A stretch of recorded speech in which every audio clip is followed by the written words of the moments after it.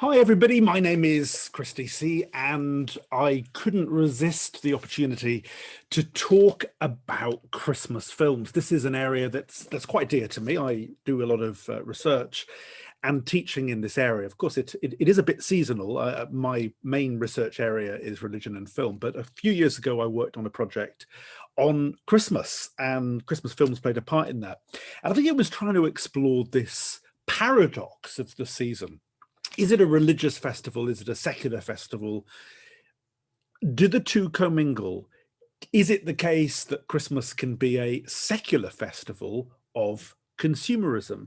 And I thought that films were a good entry point into this. I mean, one obvious example is shopping. That we go shopping, sure, we spend a lot of money. In that sense, there's something very materialistic about Christmas. It boosts the economy. But at the same time, we shop because it's a way of showing our affection for somebody other. It's a way of saying to somebody, you matter to us, we love you. And that spending can be a sign of generosity. It can be a way of demonstrating affection. It can be a way of saying to somebody, you matter to me. And so there's this juxtaposition of the material and the spiritual, which I think Christmas exhibits. It's almost like the quintessence of what is a very calendrical thing. All year round, we boost the economy. We're in lockdown at the moment.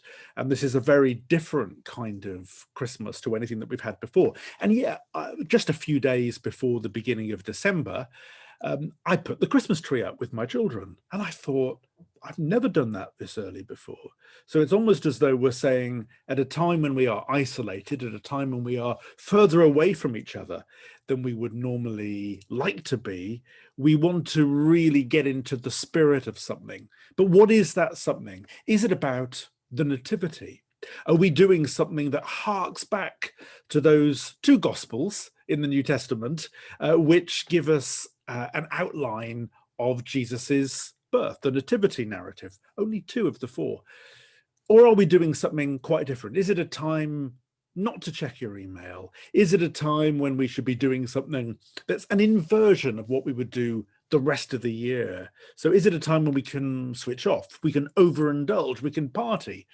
Is it a time for gorging on Christmas films and roast turkey and alcohol and perhaps doing things in abundance? But what does this have to do with Christmas? What does it have to do with religion? I find it really interesting that Christmas movies don't really have an awful lot to say about traditional religion.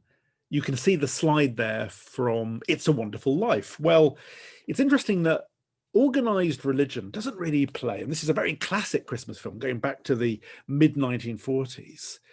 Organized religion doesn't really play a big part in this film. I mean, George Bailey and his family, we don't really see them going to church or talking about religion. I'll also give the example there of A Christmas Story, which is a very nostalgia-ridden film from the 1980s. It's all about nostalgia for the Christmas of a previous generation, set in the 1940s. And as one theorist put it, there are no crosses, there are no Bibles, there are no religious symbols often associated with Christmas. And I don't think these are isolated examples. And indeed, with the very absence of religion as traditionally configured, one of the most discernible characteristics of the genre of Christmas films is one where, as I was just indicating a moment ago, this implicit, in some cases, in terms of consuming big, and explicit emphasis on the importance of consumerism. So especially in films where characterization and depth may be in short supply. And to be honest, the films that appear on the screen here did tend in many cases to have very poor one-star reviews. Jingle All the Way, Christmas with the Kranks, Deck the Halls. And these films seem to exhibit the very thing that many detractors will say is what's wrong with Christmas, that it's a consumerist celebration per se. But I think this is too simplistic a way of categorizing the essence and the appeal of Christmas movies. I think it caricatures the genre to an uncomplicated discussion about the importance of spending money. And these films here, sure, they're one-dimensional for the way that they equate success with capital. I mean, look at Jingle All the Way, where Arnold Schwarzenegger's character feels the need to prove how much he loves his son by purchasing the latest Turbo Man action figure. God, this shows how old it is. This is going back to 1996. It's Christmas Eve. He hasn't bought his son a present. There's also Surviving Christmas with Ben Affleck, where a millionaire resorts to paying a family the sum of $250,000 in order to let them allow him to spend Christmas in their house. And you see it in Christmas with the Kranks and in Deck the Halls, where the spirit of Christmas is invoked by the need to erect the biggest, the brashiest, the most expensive adornment of Christmas lights and figurines on the rooftop of the family home. But even if consumerism is rightly deemed integral to these films, I would also say that Christmas films are preoccupied with exploring the magical, the transformative, even the supernatural telos of Christmas, where characters are shown, like Scrooge in the Dickens story, to have the capacity to change, albeit against the backdrop of a materialist or consumerist worldview, which is shown to be wanting. So crucially, Christmas is synonymous with change and transformation for the human characters. And the fact that it's all happening against the backdrop of a time of year that's associated with miracles and celestial otherness only serves to underpin the momentousness of the conversions and the resolutions that are on display. Now, in many cases, the transformation concerned can be quite modest, bringing families together during times of crisis and upheaval. Although, to be honest, in the light of lockdown, that's a pretty big deal. So many of these films might be set in wartime, or just think of Die Hard. So there's the major terrorist incident at the Nakatomi Plaza. Or in the case of Home Alone, Macaulay Culkin's character is left to fend for himself and to defend the family home after his parents and his siblings have managed to go on holiday for Christmas without him. But whether supernatural agencies are involved or not, whether there are angels or elves or Santa, I mean, in the case actually of Home Alone, it's notable that the young Kevin offers a prayer to Santa in the hope that he will be reunited for Christmas with his estranged family. But the bottom line is that Christmas could not be more concerned with questions of human agency. They pertain to this world. Sure, celestial emissaries may be involved, as when in It's a Wonderful Life, Clarence, the heavenly angel, is sent to intervene in the life of a suicidal George Bailey. But the film's denouement, indeed the whole point of the miraculous intervention in the first place, is to bring about the restoration and the re-establishment of the ruptured family unit. So binaries are completely unsustainable in this context. And how interesting, how ironic it is that such dynamics take place within a body of films which are characteristically escapist and fantastic in their orientation. And Jan Jobling has done some brilliant work here when she talks about how, not in relation specifically to Christmas films, but the genre of fantasy tends to be associated with a number of undesirable features. So it's presumed to be childish in a derogatory sense, to represent the non-rational. So there's a certain paradox involved here. Despite being so tied to questions of family identity and security, and to the bringing together of estranged spouses or fathers at Christmas time, festive films are laden with scenarios and characters which belong to the world of the illusory. So it's all the more remarkable that such predilections are a mainstay of popular Christmas films, when for sociologists, and Abby Day puts this point really well, when she talks about how the United Kingdom is now a secular culture with traces of a Christian identity, where secular means a rational worldview without beliefs in supernatural powers. So Steve Bruce and sociologists who are concerned about this trend and note that secularization is on the rise. But how interesting that it might be possible to talk about how belief in the supernatural is infantile and out of step with trends in secularization. But it still begs the question, why are fantasy and magic so popular? So I would argue that instead of seeing fantasy and reality to be distinct from, even antithetical to one another, in keeping with the separation in accounts of secularization between the sacred and the profane, the religious and the secular, Jan Jobling's thesis that fantasy negotiates a boundary between the actual and the incredible, the real and the illusory, can also be what makes Christmas films so important. She talks about how fantasy is inevitably a commentary on or counterpart to reality. And surely this is in keeping with the popularity of Christmas movies, which are also construed as expressions of deep human drives.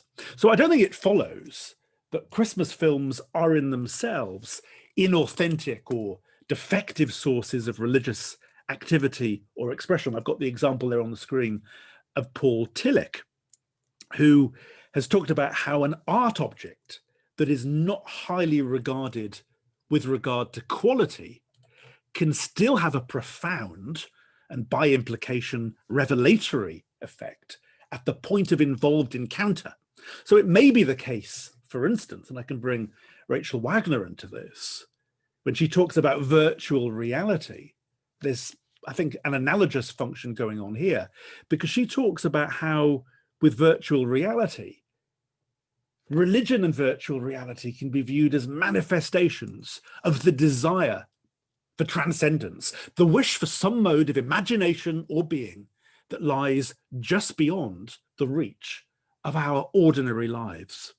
And just look at Christmas films. They're grounded in a vision of a utopian time and space, akin perhaps even to the New Jerusalem, where dysfunctional family relationships often give way to opportunities for children to bond more with their parents, especially when, and you see this in the Santa Claus, the father finds his real vocation in life as the champion of children and the bestower of gifts to all households around the world. You see this in Tim Allen's hapless and non-committal Scott Kelvin, SC, Scott Kelvin, Santa Claus, and he learns the value of fatherhood when an unexpected event leads him to metamorphosing into Santa Claus. So the Santa Claus concludes on the most optimistic, even beatific note imaginable, as a reformed Calvin turns dreams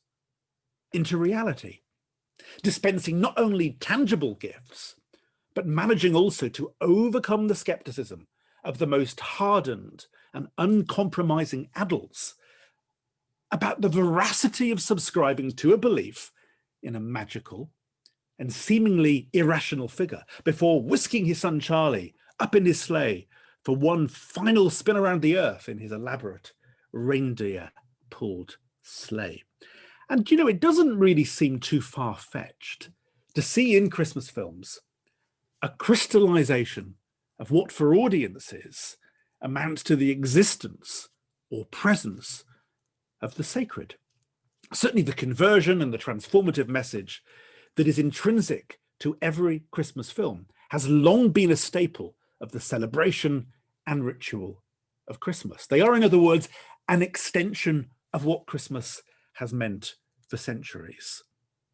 And so I think to this end, Christmas movies, sure, they may well be escapist, But that escapism needs to be understood as a means to an end, rather than as an end in itself. So even in those more subversive Christmas offerings, like Bad Santa, well, they followed the same conventions as their more mainstream counterparts, where no one is allowed to be irredeemable at Christmas, and the utopian always supersedes the dystopian. The great quote from Zan Brooks in his Sight and Sound review of Bad Santa when it came out 15 or 16 years ago now, that despite its misanthropic trimmings, the script turned soft and formulaic in its closing minutes. So Christmas films are not therefore successful in spite of, but because of their escapist, their diversionary, their, to be honest, trite dispositions. You see it also in Trapped in Paradise, which is really good at recycling the trajectory that's so familiar from Dickens of the individual learning from the goodness of others. Of course, in A Christmas Carol, it's Bob Cratchit. In this film, it's the entire townsfolk of Paradise, and seeking to change, beginning with Nick Cage's character's decision on Christmas morning to stay behind in the town of Paradise, to embark on a relationship with one of its inhabitants. So this sense of it all rubbing off on him. So how interesting it is that in all of these films, you've got this trite, simplistic, binary universe where good can only ever prevail. And the great irony, of course, is that it takes a film without nuance or character-driven sophistication to make the trajectory so complete. But how interesting that Christmas movies are replete with one-dimensional characters attaining redemption against the odds. And the further they are from reality, such as with the addition of sleigh rides and angels and pixies and Father Christmas, complete staples of Christmas movies, somehow that redemptive arc impacts on audiences, if not, to be honest, on critics, more than when the world that's presented is perhaps a little too realistic and a bit too close to home.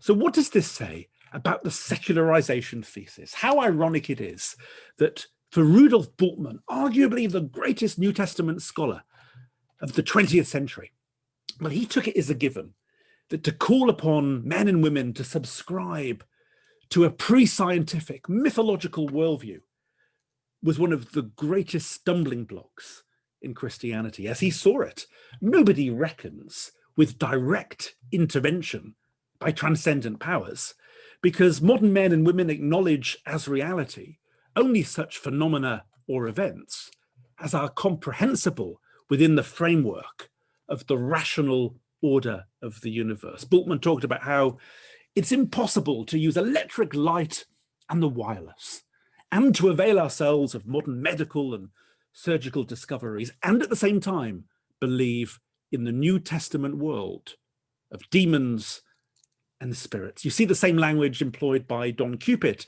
in The Sea of Faith, that instead of explaining things in relation to spiritual powers, we explain them by reference to mathematical frameworks and structural regularities.